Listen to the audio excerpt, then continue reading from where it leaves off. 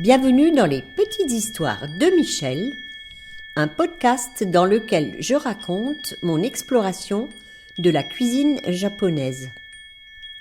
Cet art ultime de bien manger que j'ai à cœur de transmettre aujourd'hui est la synthèse entre mes pratiques d'artiste, de jardinière et de cuisinière. Il s'adresse aux amoureux du Japon, aux gourmets de tous bords et aux cuisiniers soucieux de préparer une cuisine saine, savoureuse et créative, qui nourrit aussi bien le corps que l'esprit. Vous y trouverez des récits de voyage et des témoignages d'expériences qui ont fait sens dans mon parcours. J'y délivre également, au-delà des recettes, les principes qui sous-tendent la cuisine japonaise. Nous ferons des visites dans le jardin, source d'émerveillement et d'abondance, et nous prêterons l'oreille à des personnes qui ont contribué à enrichir mon parcours dans l'oasis nippone que je me suis créée. Belle écoute à vous!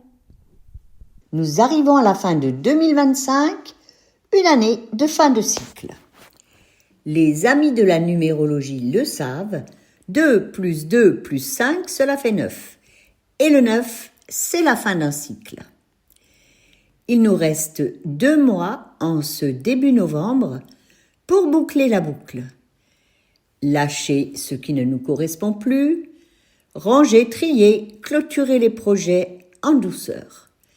Nettoyer les zones d'ombre avant de repartir d'un bon pied dans le nouveau cycle de 9 ans qui s'ouvrira en 2026. C'est une grosse page que je tourne cette année, celle des repas japonais au comptoir.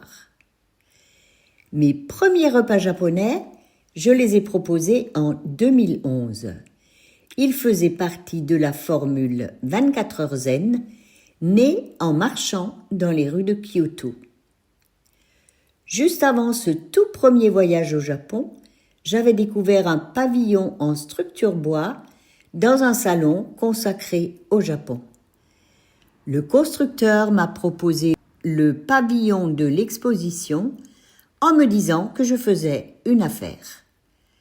Un rendez-vous a été pris pour son installation sur pilotis dans mon jardin à mon retour. En déambulant dans les rues de Kyoto, je l'ai baptisé Lotus.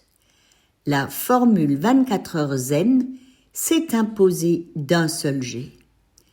Un repas kaiseki au dîner, un petit déjeuner japonais, un bento à midi et une dégustation de thé vert avant le départ des hôtes. À mon retour, le pavillon préconstruit a été livré par un semi-remorque qui passait à quelques centimètres des gouttières. Une branche du sumac a été arrachée dans la manœuvre, ce qui l'a poussé à rejeter dans tous les sens par instinct de survie. L'ancienne cabane des enfants, au toit pointu, survivance d'un rêve enfoui, a été démontée pour laisser la place à ce nouveau rêve venu d'une autre mémoire. Avec le charpentier, nous avons conçu l'engawa, la terrasse couverte qui longe la façade des maisons japonaises. Dans le plancher, une table escamotable permet de s'asseoir à la japonaise sans peser sur les jambes. Dans un recoin, une petite cellule abrite des toilettes sèches. Les toilettes extérieures sont courantes dans certaines maisons traditionnelles au Japon. Dans mon quartier de Kyoto, mon hôte m'avait expliqué qu'en cas de rénovation subventionnée, elle faisait partie du cahier des charges. Ici, dans un site ancré dans l'écologie depuis sa création, ce cabinet d'aisance surprend parfois, mais il est complètement assumé, même s'il ne correspond pas tout à fait aux normes. L'été suivant, j'accueille mes premiers hôtes, séduits par la formule trouvée sur un site d'hébergement insolite. Les fins de semaine sont intenses, surtout quand une réservation du pavillon Lotus chevauche un brunch du dimanche. Je suis au four, au moulin et souvent sur les rotules le dimanche soir. Peu à peu, je commence à inviter d'autres personnes à compléter le comptoir lors du repas kaiseki pour optimiser le temps de travail. Ainsi sont nés les repas japonais à 6 personnes au comptoir. Mon exigence aussi grandit, nourrie par mes séjours au Japon, où je retourne chaque année pour plusieurs semaines. Je tiens le rythme plusieurs années. Souvent, les mêmes personnes reviennent pour revivre cette parenthèse hors du temps. Mais les étés de plus en plus chauds et secs m'amènent à revoir la formule. L'arrosage vital du jardin demande une présence constante. Imaginez, les plantes flétries, luttant contre la chaleur, pendant que je passe des heures en cuisine. Impossible d'ignorer leur détresse. Les repas japonais sont donc déplacés d'octobre à avril, quand le jardin se repose. Et puis, il y a eu la collaboration avec ma sœur, Anne-Marie, qui a rendu l'aventure possible. Enfant, nous rêvions déjà de faire de la restauration ensemble, tout en craignant que cela ne tue notre plaisir de cuisiner. Finalement, nous avons trouvé la bonne formule. Œuvrer ensemble, librement, sans la lourdeur des normes. Une table d'hôte n'a pas les mêmes contraintes qu'un restaurant, mais elle en partage l'exigence.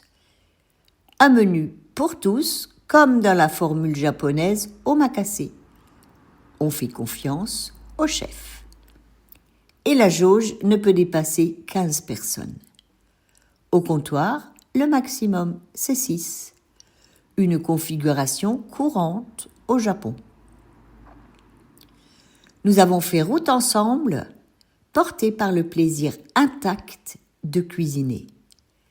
Une belle complicité qui faisait le bonheur des hôtes, fascinés par le ballet silencieux et fluide de 2 cuisinières évoluant presque sans se parler derrière le comptoir. Cette configuration exigeante demande une présence totale. Chaque geste compte, tout est visible, rien n'échappe au regard. La cuisine devient la scène du spectacle que les convives ont sous les yeux pendant tout le repas.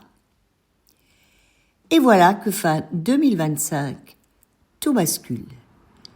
Anne-Marie vacille, quitte sa place pour reprendre en main une santé qui déraille. Il y avait eu des signes, je sentais venir un changement. Je lui avais même proposé d'envisager une 3e personne au cas où. Sa réponse avait été « Oui, ce serait sage ».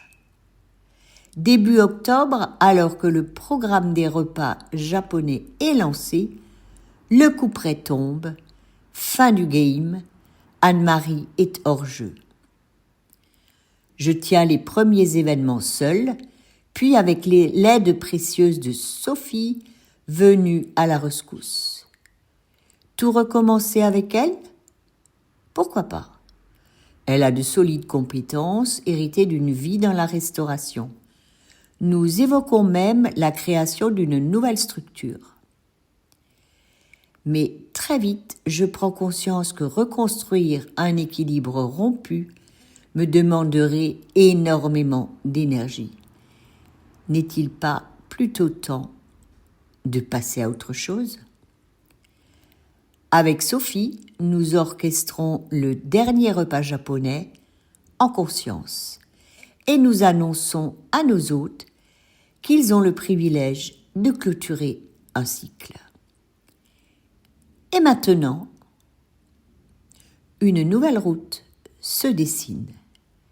les dernières semaines de 2025 seront consacrées à poser les bases du nouveau projet pour repartir en 2026, année 1, dans un nouveau cycle. Un cycle d'ateliers de cuisine japonaise. Un cycle consacré à la santé du corps et de l'esprit à travers ce que nous mangeons. Car oui, nous devenons ce que nous mangeons. Et si, vous aussi, vous en avez conscience, je vous invite à me rejoindre dans ce programme de réappropriation de notre santé physique et mentale. Un nouvel épisode des Petites Histoires de Michel vous attend tous les mardis. Pensez à vous abonner à ma newsletter pour continuer de voyager au Japon avec moi.